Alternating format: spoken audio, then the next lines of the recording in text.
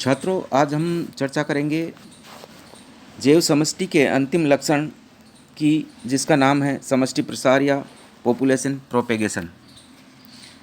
विभिन्न जैविक एवं अजैविक कारकों के मध्य होने वाली अनुक्रियाओं के कारण समष्टि प्रसार की घटना देखने को मिलती है। जीव समष्टि में प्रसार मुख्य रूप से अत्यधिक जीव संख्या, घनत्व, भोजन की कमी, बाढ़, सूखा एवं पर्यावरणीय कारकों में स्थानीय परिवर्तन या वंशानुगत लक्षणों के आदान प्रदान के कारण होता है। समष्टि में प्रसार के कारण कई प्राणी नई बस्तियां बनाकर मूल समष्टि से पृथक हो जाते हैं। समष्टि प्रसार में प्रवास अर्थात इमिग्रेशन, अंतः प्रवास अर्थात इमिग्रेशन एवं प्रवास अर्थात माइग्रेशन का होना अत्यंत आवश्यक है। सबसे पहले हम लोग लेते हैं एमिग्रेशन या बहिर्प्रवास। जब किसी समष्टि में जीव संख्या घनत्व अत्यधिक बढ़ जाता है तो समष्टि के सदस्यों के मध्य भोजन, आवास, प्रजनन हेतु स्पर्धा प्रारंभ हो जाती है और इन विषम परिस्थितियों से बचने के लिए समष्टि के कुछ सदस्य अपने मूल स्थान को छोड़कर किसी नए स्थान पर स्थापित हो जाते हैं। इस नए स्थान पर स्थापित होने की जो प्रक्रिया है, इसी को हम लोग बहिर्प्रवास या एमिग्रेशन कहते हैं। एमिग्रेशन के क्या क्या लक्षण हो सकते हैं? इसमें पहला है कि एमिग्रेशन या बहिर्प्रवास के कारण प्राणी विषम परिस्थितियों से अपनी रक्षा करता है और अपनी वंशावली को सुरक्षित बनाए रखता है। कशेरुकी प्राणियों में अनेक सदस्य इस प्रकार का प्रवास करके नई बस्ती बना लेते हैं, जबकि उनके कई साथी अपने मूल स्थान पर ही बने रहते हैं। प्राकृतिक रूप से एमिग्रेशन की क्रिया ध्रुवीय लोमड़ी, भूरी गिलहरी, बर्फीले उल्लू, खरगोश एवं मनुष्य में देखने को मिलती है। अकशेरुकी प्राणियों में टिड्डे में इस प्रकार की माइग्रेशन की क्रिया, प्रवास की क्रिया हमको देखने को मिलती है। दूसरा है अंतः प्रवास या इमिग्रेशन। जब किसी अन्य समष्टि से विस्थापित प्राणी किसी मूल समष्टि में सम्मिलित होकर वहाँ से स्थायी सदस्य बन जाते हैं तो यह घटना इमिग्रेशन कहलाती, अंतः प्रवास कहलाती है। अंतः प्रवास के कारण मूल समष्टि में भोजन एवं आवास के लिए प्रतिस्पर्धा उत्पन्न हो जाती है। समष्टि दबाव तथा विचलन के कारण जन्म में मृत्यु दर प्रभावित हो जाती है तथा समष्टि के आकार में भी परिवर्तन आता है। अधिक संख्या में अंतःप्रवास के कारण कभी कभी मूल समष्टि से पुराने जो सदस्य हैं उनको बाहर जाना पड़ सकता है। अंतःप्रवास तथा उत्प्रवास या एमिग्रेशन के लिए उत्तरदायी कारक एक समान ही होते हैं। उसके बाद में तीसरे प्रकार का प्रवास, जिसे माइग्रेशन या सिंपल माइग्रेशन या प्रवास कहते हैं। अधिकांश प्राणी वर्ष के एक निश्चित समय में समष्टि के सभी सदस्य या समष्टि का एक बहुत बड़ा भाग कुछ निश्चित समय के लिए अनुकूल स्थानों की ओर चला जाता है या चले जाते हैं तथा फिर अनुकूल समय आने पर वापस लौट आते हैं। यह अस्थायी प्रकार की जो घटना है, इसे माइग्रेशन या प्रवास कहते हैं। इसके क्या क्या लक्षण हो सकते हैं? पहला कि यह जो है क्रिया एक अस्थायी प्रक्रिया है जिसमें प्राणी प्रतिकूल परिस्थितियों से बचने के लिए कुछ समय के लिए अनुकूल वातावरण की ओर प्रवास करता है, चला जाता है। दूसरा, प्रवास मुख्यतः ऋतु परिवर्तन के कारण भी होते हैं। जैसे साइबेरिया के सारस पक्षी और अन्य पक्षी जो है अत्यधिक ठंड से बचने के लिए राजस्थान या केवलादेव अभयारण्य में आ जाते हैं। प्रवास के कारण जो मूल समष्टि है वहाँ पर भोजन और आवास की जो प्रतिस्पर्धा है उससे भी अस्थायी रूप से छुटकारा मिल जाता है। प्रवास के कारण आनुवंशिक लक्षणों के आदान प्रदान और भौगोलिक वितरण की संभावनाएं बढ़ जाती है। अत्यधिक दूरी के प्रवास में प्रतिकूल परिस्थितियों का सामना करना पड़ता है, जिससे अधिकांश सदस्य प्रवास के दौरान ही मर जाते हैं। जीव संख्या समष्टि में जीव संख्या वृद्धि या पॉपुलेशन ग्रोथ के ऊपर हम लोग चर्चा करते हैं। जैसा कि आपको पता है कि पॉपुलेशन जो होती है डायनामिक होती है, गत्यात्मक होती है, और सजीव की ये प्रवृत्ति है, ये प्रकृति है कि वह प्रति घंटे, प्रतिदिन, प्रति वर्ष जो है उसकी प्रकृति में परिवर्तन होता रहता है। और कुछ समय सजीवों की बहुलता भी होती है तो कुछ समय इनकी संख्या बहुत कम हो जाती है, तथा कई बार कई समष्टियां जो है विलुप्त भी हो जाती है। इस प्रकार के परिवर्तन समष्टि सदस्यों में आपसी अंतःक्रिया के कारण होते हैं। अतः इन क्रियाओं से प्राणियों की जन्म दर, मृत्यु दर, उत्प्रवास एवं प्रवास आदि प्रभावित होता है। जीव समष्टि में होने वाली वृद्धि मुख्य रूप से दो प्रकार की होती है। पहली है जे प्रकार या जे पैटर्न, और दूसरी एस प्रकार या एस पैटर्न। पहला हम लोग लेते हैं जे प्रकार की वृद्धि।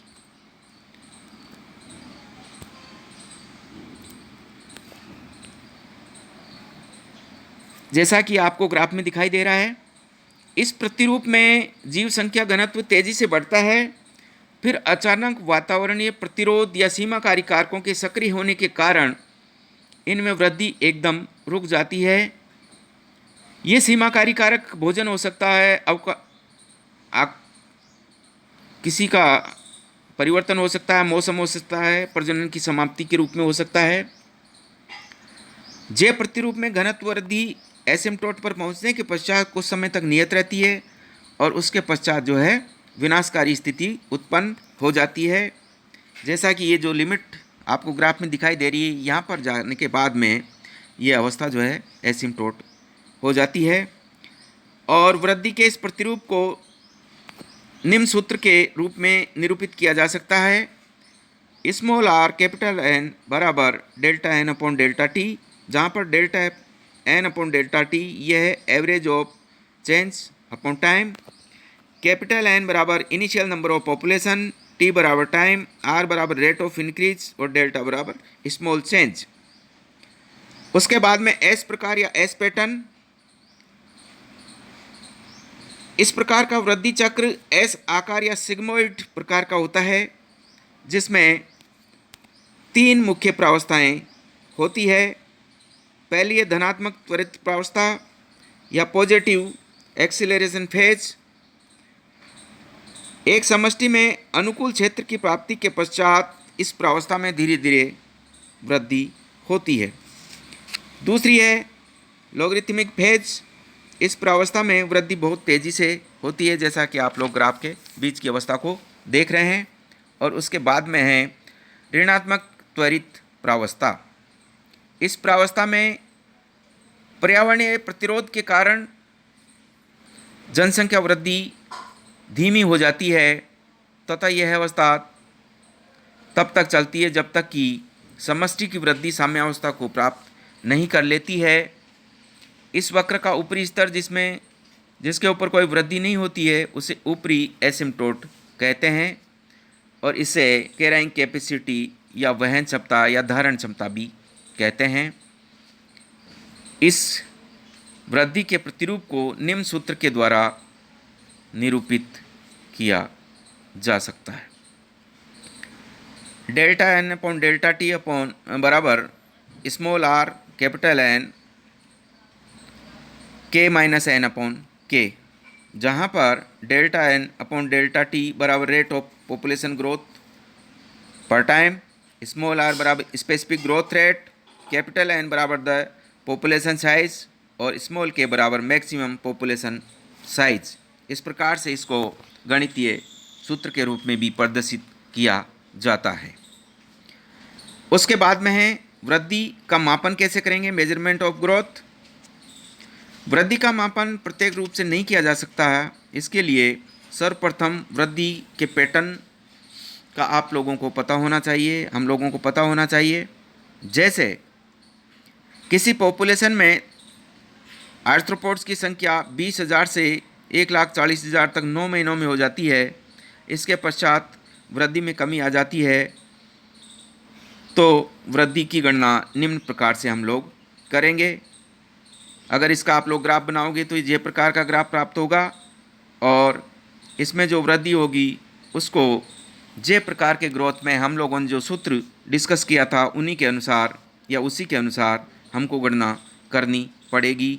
स्मॉल आर कैपिटल एन बराबर delta N upon delta T, और इसको हम लोग गणितीय सूत्र में लेंगे और संख्याओं को अगर रखेंगे तो यह कैपिटल आर बराबर 13.3 पर मंथ आपका आंसर आएगा। इस उदाहरण की सहायता से आप अगर और कोई उदाहरण लेना चाहे तो उसमें भी आप लोग वृद्धि निकाल सकते हैं। उसके बाद में है जीव संख्या वृद्धि के सिद्धांत, थ्योरीज ऑफ पॉपुलेशन ग्रोथ। जीव संख्या में होने वाली वृद्धि ज्यामितीय अंकगणित के नियमों के अनुसार होती है तथा उन्हीं का पालन करती है। यदि प्रजनन की गति स्थिर हो तो जीव संख्या ज्यामितीय रूप से वृद्धि करती है। यद्यपि जीव संख्या में संतुलन अंततः वृद्धि सीमा के पश्चात ही संभव है। जीव संख्या वृद्धि की व्याख्या के लिए दो सिद्धांत प्रतिपादित किए गए हैं। पहला है गणितीय सिद्धांत और दूसरा है तार्किक सिद्धांत या लॉजिस्टिक थ्योरी। पहला हम लोग लेते हैं गणितीय सिद्धांत या मैथमेटिकल थ्योरी। यह सिद्धांत उन्हीं सजीवों पर लागू होता है जो समूहों में या पृथक रूप से वास करते हैं। यदि किसी प्रजाति के सदस्यों की औसत आयु प्रजनन काल लगभग 1 वर्ष है तथा इनमें आरो मादा शिशुओं का जन्म होता है तो ये मादाएं अगले वर्ष प्रजनन करने तक जीवित रहे तो capital N small T plus 1 is equal to R O N T, जहाँ पर एन टी बराबर number of generation, R O बराबर नंबर ऑफ फीमेल इन्फेंट्स और एन टी प्लस 1 बराबर population size at T plus 1। यदि R O का मान स्थिर हो तो एन टी प्लस 1 बराबर एन टी। इसी प्रकार से